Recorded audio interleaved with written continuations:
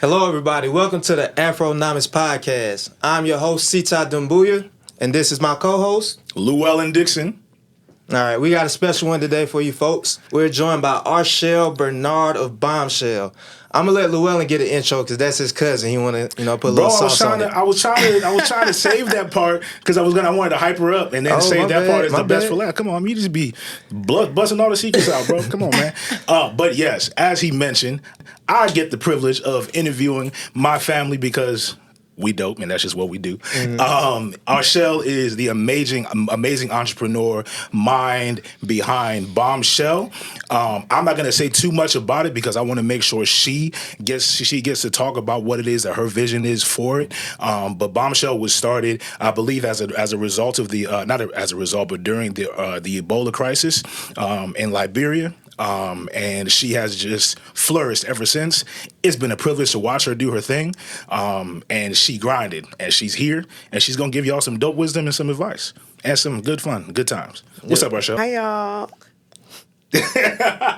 Yes. Hey. Welcome to the podcast. Thank you. Thanks for having me. Yeah. First of all, how you doing today? Let's start with that. Oh my gosh, I'm starting a crazy weekend. I'm working in the store, open to close today, and then open to close tomorrow. It's so funny because it just never becomes as glamorous as I think people think it is. That entrepreneurship grind, people don't know. Yeah, and it's that brick and mortar. Yeah. I think everybody who has a fashion brand wants a store at some point, and I'm like, it's not really allowing me to live the soft life that The soft life. It doesn't align. Yeah. No shade to my store. I love my store. But sometimes you just got to do that, and it's not going to allow me to go do Pilates on Sunday morning. You know what I mean? This is not. Yeah, it's like having a baby. Yeah, for sure. I saw a quote years ago when I was an undergrad, and it was like, building a business is like building a plane or jumping off of a cliff and building a plane on the way down. Yeah. Wow, that sounds it stuck with me forever. Wow. Yeah. That's so graphic. Yes, but we have 2 locations now. So we're at Ponce and we're also at Lenox. And say that one more time for the people. Yeah, 2 locations. 2 locations at Ponce. Those not no play locations now. This is Ponce and Lenox. Yeah. Yeah. And every day I'm like, is this how we're going to roll with this? Like, what are the decisions? And it's hard to make decisions and commit to them because you almost want to see what happens at the end of the Pick Your Own Adventure book. Yeah. Before you say, okay, let me take that path. Yeah. But that's it. Every day. You don't know. You know? You got to figure it out as you go. There's no map. You got to create the map. Precisely. As you go. Uh-huh. So before we get too deep into the business stuff, we got to have some fun first. Okay. We got to start off with the Wahala segment. Okay. Shout out to I think that's Ghanaian. That's a Ghanaian term, right? Wahala? West African. At this point. It's just everybody. West African is jollof rice. Right, we all got one. What's the topic for today? What's the question? All right, so the Wahala topic, and basically that's just a segment where it's real lighthearted before we get into the nitty-gritty of the business and everything. So today's topic is, what is the wildest experience you've had traveling in Africa? And we want everybody to be able to speak on that. That's funny. Do you want to know something crazy? This can't be the wildest experience, right? Oh my gosh. Okay, 2 things. Number 1, the first time I went to Ghana, I got invited to, there's a footballer who played for Tottenham, and I'm from America, so I don't know football or anything like that, but it's this major footballer who lived in Accra, and I got invited to his party, and when I say they only had Hennessy and Moet, and I was just drunk, and I remember literally throwing up between 2 Bentleys. What? And there was a guy who was there who I didn't know him. His family was if I call the name, it would, anyways.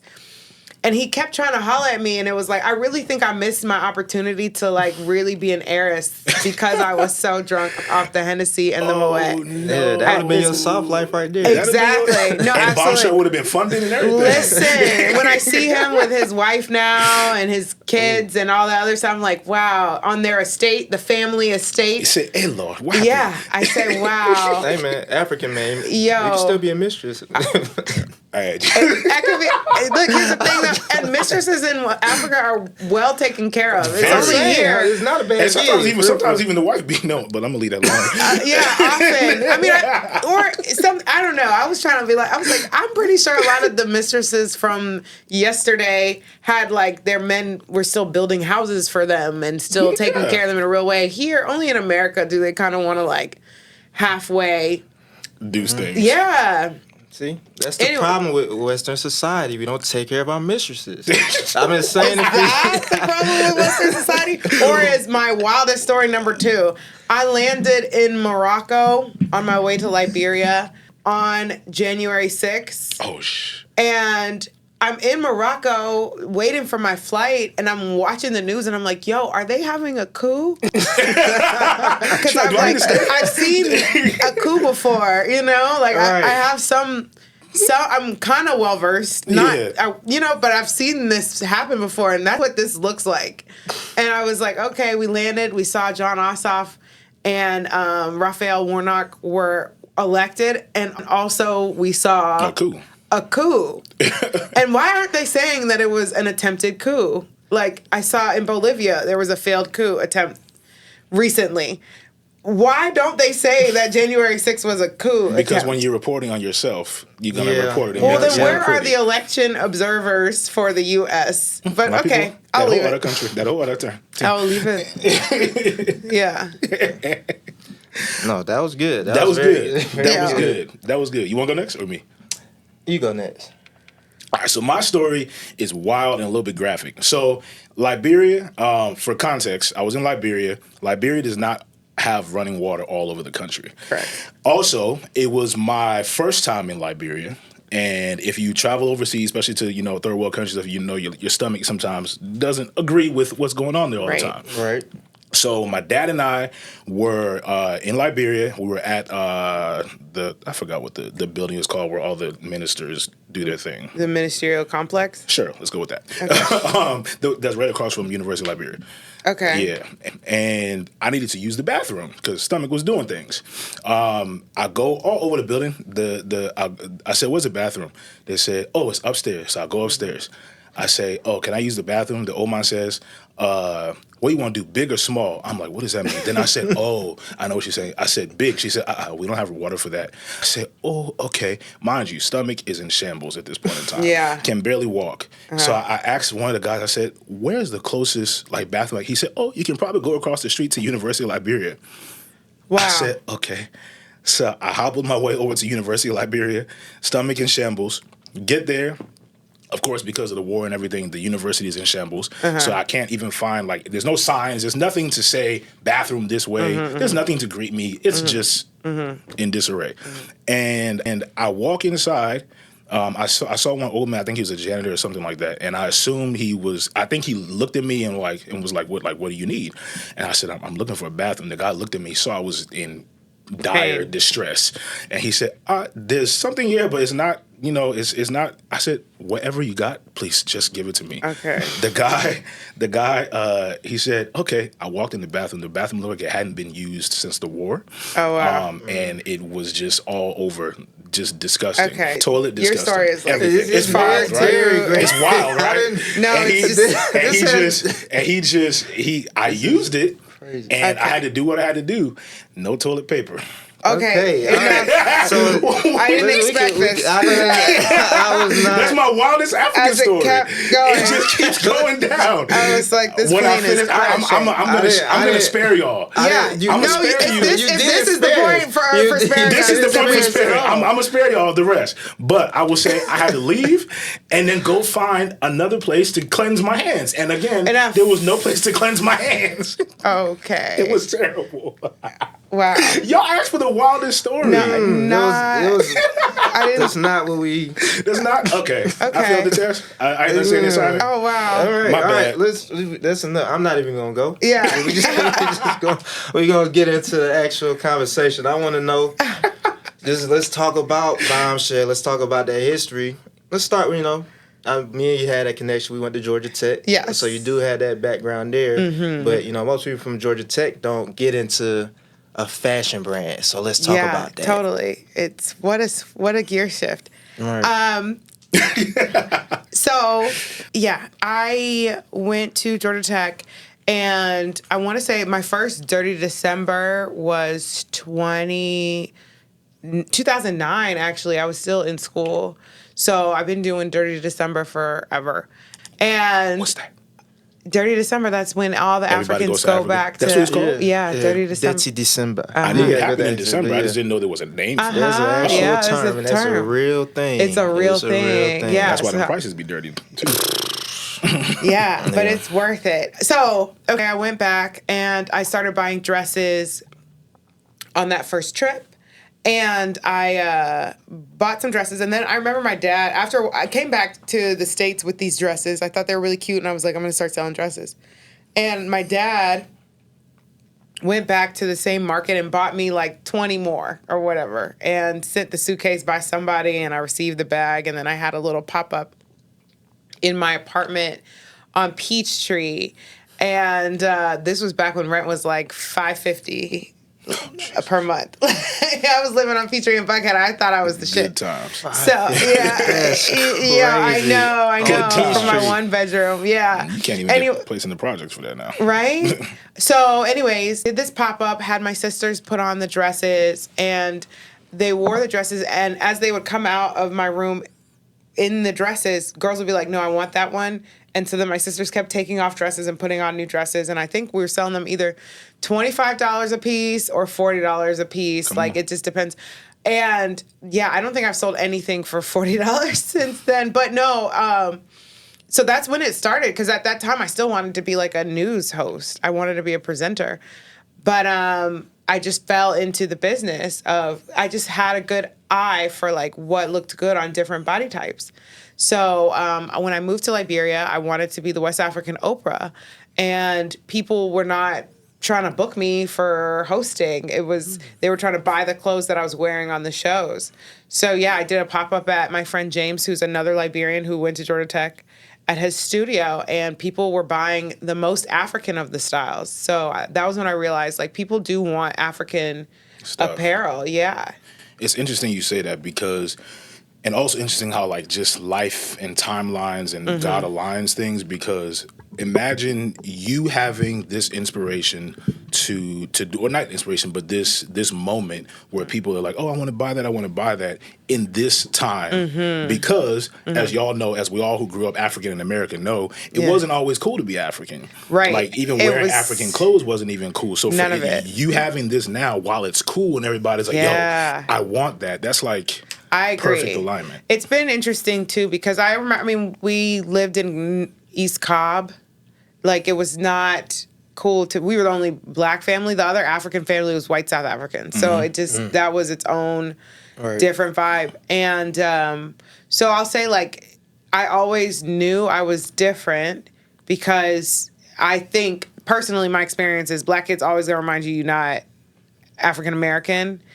But then also I was too light-skinned to be African. Like, there was just so many things that, because I had not been there, and because, fine, we can blame the schools for not teaching us things, but also just because that sort of knowledge isn't shared, I had to prove that I was African, and I couldn't really truly defend what that meant until I moved back. And now there's this renaissance. I'm so excited that people want to go and learn more. Yeah. I think that African Americans have a lot to heal with their relationship with America in general, but I also feel that there's so many people who are like, oh, Africans are all mean, and I'm like, Africa is huge. You haven't met everybody from there, right? And then also blocking people who are not black from wearing African clothing, when, to be honest, leave the Africans out of that, because the most African thing in the world is to share.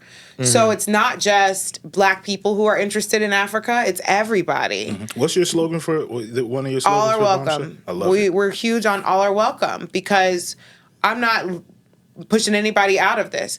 First, it's like, I believe that Daishiki print should not be on your bikinis. Kente cloth should not be on your bikinis because the people, the Ashanti people, take their time to weave beautiful kente. And so I feel like we've seen African culture be appropriated in so many different ways that I would rather welcome you into what I have seen and studied and learned and worked with. Because if I don't invite you in, you're going to take it somehow. Yeah. And you may misrepresent it. Yeah, exactly. You can bring them in the right way. Exactly. And make sure that the culture is represented how it needs to be. Yes, and to make sure that the people are still benefiting. Right. You That's know? a big thing. Because people going to be out here buying waist beads from Amazon made by somebody in China, or I can make sure that my team in Ghana is still benefiting from the growth and explosion of this growing trend, growing movement, you know? So, yeah, I just really believe in all are welcome so that I can represent this the way that I feel respects the culture. Yeah. And go ahead. I was going to say, I did want to take a second because now what you did is commendable. There's a lot of people, I like to say, like, Africa, of course, we don't take advantage of our resources or our people exploit us for our resources, but our biggest resource is human capital. Absolutely. And it's a fact a lot of us are in the West, we're in Europe, we're in America, where we could be building up Africa, doing business in Africa, and helping the culture forward. Both of y'all got African clothes, but neither of y'all wearing it. Well, I'm just not wearing it because your boy then ate too much, and I can't fit my African. I was gonna wear the piece that I bought from you, but I tried it on. It was like, nah, bro. It's fine. And it's fine. I got to ship, so I'm waiting on stuff to get shipped back. If you know anything about what you do, I do. Trying to get clothes, Get it. It's a challenge, but we gonna get it. Yeah, but so also, right, as we continue to open up trade in that way, I think that's really special. I saw it here outside of the center. What is it? A UPS. They're doing distribution here, and then I know the Liberian government was in town maybe a month ago trying to figure out how they could be a hub for shipping there because there's space so you can build the infrastructure. That's very much needed. I say all of this to say it's only going to get better and easier. My shipments used to come from Ghana. It would take 10 days. Now they're taking 5. So things are getting easier. We're bringing in the shea butters, the waist beads, the folding fans. We can't even keep those in stock. Like today, I guarantee you I'm going to sell out of those because it's 99 degrees. Yeah. But I am so grateful that people are interested and that we're trying to find ways to share and ship our traditions so that people can understand them, you know? Go ahead. Say what you want to say. What's your hesitance? I'm agreeing, and I'm just excited with everything that's coming out of you because you said a whole bunch of stuff, and my brain is just going crazy. First, you talked about being like when you wanted to go over there, you wanted to be like the Oprah of West Africa, right? And I still see something like that happening, but not. And that's maybe not in media per se, right? But you being sort of like. I don't know what the equivalent is. I guess Anna Wintour. I don't know. But somebody's fashion queen of you know because it's not just about the fashion for you. You're fly, you do your thing, with the clothes, and that's dope. But it's also a cultural protection type of a thing. Yeah. And that's part of the reason why we even have this podcast is because we want to make sure that people know they can actually go right to a source. Yes. So if you really want to support Africa, support African businesses, support the culture and what it is that we're doing, you can actually go to places that are owned by Africans who not just owned by Africans, but owned by Africans who understand what's going on. Like one of the dopest things you said was talking about kente cloth. Everybody says, "Oh, kente," but people don't understand the sacredness of what it is, how it's made, where it comes from, and how it could be worn to be respectful. I don't even sell kente on clothing because I just don't believe that we should be wearing it unless we're going to a wedding, a funeral. Like how those people are weaving. It takes time, energy. So for people to just honestly slap it on a bikini, it drives me nuts. Or sometimes people come in and they're like, "Oh, I have a kente dress." This is not that. And I think there's a lot of misinformation too, because there's a lot of generalization. We're using words where they're improperly used. What we sell is what in Liberia we call lapa, right? So that's our African wax, our kitenge, but it's not Kente. It's not Daishiki. So when men come in and they're like, "Oh yeah, this is a nice Daishiki shirt," I'm like, "It's not. It's not a Daishiki. Daishiki is something specific, and that's not what you're looking at." But I can't blame you. You know, there hasn't been. It's like people only have a general understanding of these things, and that's my job though, is to educate. So it's also kind of hard too, because we have people coming in who say things like, I want to say a white man who worked in Ghana was like, "Oh, it's really nice that you guys sell these baskets because the people are so poor in Ghana." And I'm like, Ghana is like our shining star for the region, to be honest. Really? Yes, there's poverty, but how did you live there and you still come out with that kind of a mindset? You can walk in Ghana and see a studio just like this, and you won't even realize that it's Africa because your preconceived notions. Thank you. His wife was like, "Yeah, I mean, they kidnap the children there and sell them into sex trafficking." I'm like, "You live in Atlanta, which is like the sex trafficking capital of the world. They send them from here and take them over there." Exactly. Yeah. So I'm like, and after that, like when people come in and they're so bold with these sorts of things, like, it can definitely knock off my mood, knock off my energy. And it's like, I don't even know where to go from there, because you're definitely not going to buy something from me when I tell you, like, that's nuts. Yeah, right. But I can't let you say that and smile and then just hope that you buy a basket from me. Or we get people who have been to the continent and know that you can buy a dress for $10. So then they want to haggle on They're price. like, "Oh my God." Like I see people come in and flip the tag and they're like, "Oh my God." And I'm like, the problem is y'all haven't been to China to know that stuff you're getting from the store across the way is actually 30 cents, right? Yeah. You want to fault me. But okay, no problem. There's design.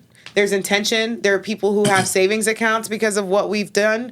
So it's like, I can't please everybody from the surface level. I can only just continue to do my work. And that takes a lot of just logistical coordination. I think a lot of people that, especially aren't in entrepreneurship, don't understand everything that it takes to be able to deliver a product at the same time, the same quality, consistently. So I do want to segue into like the actual business side of things. We've been talking about the culture, but I know it's very difficult. It's very much a challenge to run a business where you're sourcing from a whole different country, especially a country in West Africa that may not have some of the infrastructural things. So tell me more about like what those challenges are and how you overcome them. Yeah, Liberia is consistently bottom 10 poorest countries in the world. Right? It's like it's a struggle. We have so many issues, right? And I still love Liberia. It's not even like, I'm not ever going to, I don't intend to shade Liberia, but I have to be honest about, I built this factory there, and I was there on the ground doing this legwork, right? Like selling dresses out of the back of a pickup truck until I could have a store. And then from there, even like expats who came and worked sometimes were like, I remember my first client interaction in Liberia, a woman said, "I don't know how we visitors can talk to you in a way that you will understand what we're saying." And I have a Georgia Tech degree. Do you know what I'm saying? So if people are talking to me like that, what are they talking to the people like that? So also a lot of the problem is that people don't trust each other and people don't respect each other. Yeah. So having said that, I built this factory where we hire and train women from backgrounds of poverty to sew clothing. And I see women who want to change their lives. We've worked with women who could not read, could not write their names, and we still respect them to do their jobs. And as a result, we get a product that is worn on people's weddings. And, it's like, we dressed an attendee for Beyonce's baby shower. And these are women who don't always have running water or power. So it's like, you can find ways to work with people. But it's definitely, the team has to have ownership in it. They can't just be putting out any kind of old thing. Like, they take it very seriously. This is our opportunity to change our lives. So how are we going to make sure that we secure this and don't fumble this bag? Yeah. That's real. Yeah. I think, you said something earlier about when people come in, it shifts your energy sometimes. Right. And I think one of the things that I'm really big on in leadership and and entrepreneurship and development is making sure that as we're pouring and giving out to everybody else, that we're protecting ourselves. Because as the head, you have a lot going on, and whatever is in you, that's what's going to come out. So if you have nothing left, right? Yeah. So how do you keep Archel sane and together when all the world and everything else and the business is doing what the business is doing? How do you maintain your sanity and peace and everything else? It's a struggle. I'm struggling. It's hard. Everything is, it's hard. I'm not even gonna lie. I think that I have to be so focused on the work that I can't focus on like how tired I am most of the time, you know? But the truth is, like, at this point, I've never had a job with anybody else, so I'm pretty unhireable, you know? So it's like I really don't know what else I would do. Do you know what I'm saying? Yeah, you have a very specific skill set to do what you're doing. Right, and I don't, I can't do anything else. I mean, I can do a lot of things pretty well, but I'm not a specialist in any one thing. Yeah. Mm-hmm. Do you know what I'm saying? So that's been hard for me. Now, having said that, maybe that's just my own self-doubt, right? But I don't know. Could be. I think that's a majorly valid point because even like with my career, I've had similar experiences, and I look back and I'm like, man, I'm really good at what I do, and I do that really well. But when I try to go other places, it does feel like sometimes, man, it doesn't translate. It doesn't translate. So then it can kind of produce that doubt. And I'm glad you also agreed with it because it's like when you are an entrepreneur, sometimes you end up shooting yourself in the foot, like so to speak, because it's like you put all your life into your business. Yes. And in the event that as you're building the plane, as you're jumping off the cliff, the plane doesn't exactly build how you need it to you build it, but there's something wrong with this wing. You can't really pivot to go somewhere else as quickly. Correct. And so it's good to know, like, that's not, I'm sure there are other entrepreneurs out there who feel that way. So it's good to know that somebody who has 2 stores in a big, busy city in 2 major locations and has had the experience that you've had. Like, I'm gonna shout you out because you're too humble for that. Kelly Rowland was wearing your stuff. You just said Beyonce's baby, a shower attendee. I'm sure you've had other people that you're not talking about that have supported you. So somebody Florence of your caliber can still have that. Do you know Florence Pugh? She's an actress, random white woman, whatever.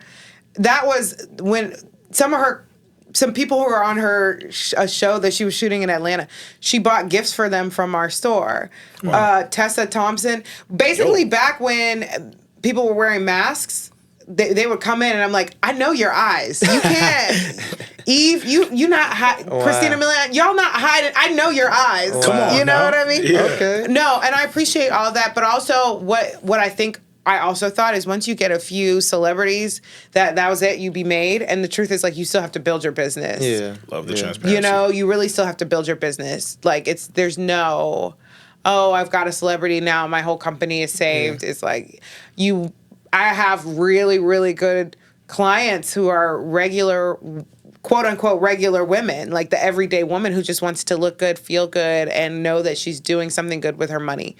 You know? So I really do feel grateful for those women who come in and they be like, oh, I'm down for everything in here. Yeah. $1,000. Yeah. So as we wrap up, I got 2 questions for you, and I'm gonna ask them both now so you can ponder the answer for the second one, because the second one's a little bit deep. Yeah. The first one is, what is your major or biggest, like, if in a perfect world, when all is said and done, what is Bombchel doing? What does it look like? That's the first question.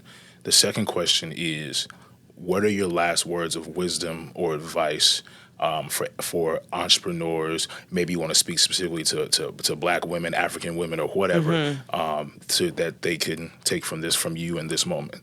Okay. Your first question was, in a perfect world, what are we doing? Yeah. Yeah, I love having my store, but I think that, again, I want to kind of soften my life a little bit.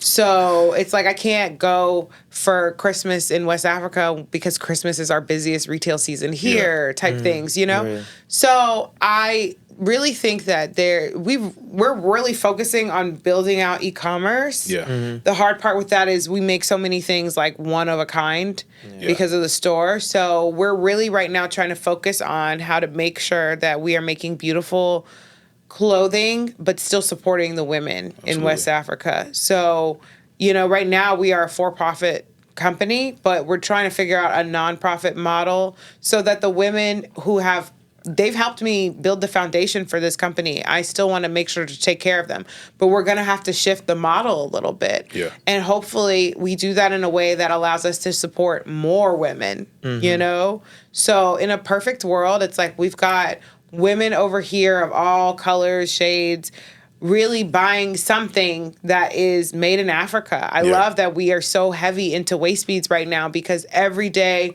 when a woman wakes up and she's in waist beads, even if she has nothing else on, she's wearing something that was made in Africa. And I think that's really tremendously special. You know, it's so rare. So, in a perfect world, what did you say? I said even when she has nothing else on. Well, because waist beads, you wear them. So you wear them in the shower, you know what I mean? Trust me, we know. That's why. Yeah. No, back in the day, actually, when if I get naked, like, I would have my waist beads on, people would be like, what is that? Like, you know, and now they're more common, so it's less like, it's like, oh, okay, I know what that is, which is dope. Like, you know, I always say it's like wearing a hug from the women in Ghana. That's dope. And I'm literally, as soon as you put on your underwear, you're wearing something made in China. But for that moment where you hop out of the shower and you're just in your waist beads, you're wearing something that was made in Africa. That's the only thing you have on. That's special. Yeah. Yeah, so I want there to be major waist bead sales just off of that one little plug. Yo, I think it's so special. So I'm really grateful to have that. And then in addition to that, I literally want us to like take Bombchel on tour around the world, beach cities all over the world, where people are like, I gotta add something Bombchel to my collection. I'm part of this girl tribe that like spans across the world. I just am. Love it. Yeah. So then my advice for people is certainly, I don't know, find a way to pay your bills before you quit your job. Definitely. Like, I'm grateful to thank you to my man who's paying my rent, like, so that I can figure this out. No, which is interesting because I'm successful, but it's like I really want to reinvest and grow and scale. And so a lot of decisions that you make as you grow and scale have to do with the money that you have. You know, we are not in the WeWork days of entrepreneurship where people are just like, yeah, I believe in you. Let me cut you this big ass check. And we're not the that doesn't happen in our community. We're not the hue of people who, we don't have the runway. We least funded of the group. Exactly. Yeah. And so I really think we've got to be realistic about it. Yes, you're going to have to work 9 to 5 and then 5 to 9. Do you know what I'm saying? So the best piece of advice I can give people is definitely stay lean. Come on. And make sure that you can pay your bills, because you don't want your output to be determined on what you can afford. Yeah. That's good. Real. That's good. Yeah. And last question before we wrap. Yeah. So for somebody is their first time visiting Africa, what would you recommend is like one experience that they need to get? They need to get Coco Rocos in Ghana at the Republic. Coco Rocos in Ghana at the Republic. Coco Roco is like a frozen hibiscus rum cane juice punch. And when I say it's like I take everybody there, it's an excellent product. Like. Yeah, no, you didn't hesitate. Like, I asked the question, I thought I was going to have to clarify. Like, it's like it's been sitting on your head. Honestly, because somebody's going to Ghana, and I'm like, look, there's all the really nice fancy stuff. I need you to sit on the side of the road at the Republic. They're going to have a bomb DJ. It's going to be packed out in the street so much that maybe cars won't be able to pass through. I've had some of my best nights in Ghana. At the Republic. And Ghana is developing, and I love Liberia so much. There's a Republic in Liberia too. There was, or something like it. I don't know. It was called the capital or something like that. Okay. This is the Republic that is on in Osu. Yeah, and they have you can get some chicken wings, some little meat sticks, some little cassava fries, bong fries, whatever with pepper sauce, but it's like it's so hot. The Coco Roco is literally the perfect drink in the perfect place. It is the perfect environment. It's that moment that you'll sit there and be like, oh, yeah, I could live here. I had cane juice for the first time in Liberia. Tell people what cane juice is, because it changed my life. Cane juice is rum from the sugar cane. It's raw. It is not filtered. It's just that's our drink. That's our homemade alcohol. Yeah. Yes. So that's what I say everybody should do. Yeah. I'll be trying that. Put it on your list. Well, that concludes our show. It's been a pleasure having you on our show. From Thank talking you. culture, talking business, the behind the scenes entrepreneurship, travels in Liberia. It's been a good time. Thank you. Say? Where can the people follow you and stuff on the socials? I'm on Instagram at It's Archel. I have a TikTok. I'm trying. But find me. I'll be at the store often. Sometimes people come in, I'm not there, and I'm like, look, y'all, Empire Building takes me to a bunch of different places. Come on, Empire Building? Yeah. So we're at Ponce right City now. Market. Yes. So come see us Atlanta. at Ponce. And I'm on Instagram. I dialogue, so you can find me there. For sure. Yeah. All right. Thank you, Archel. Thank you. All right. All right. Thanks for tuning in. Make sure to tune in for the next episode. We got a good one for you. So if you like this, like it, subscribe, tell a friend, text message, bird pigeons, all the stuff. Tell the world. Yeah.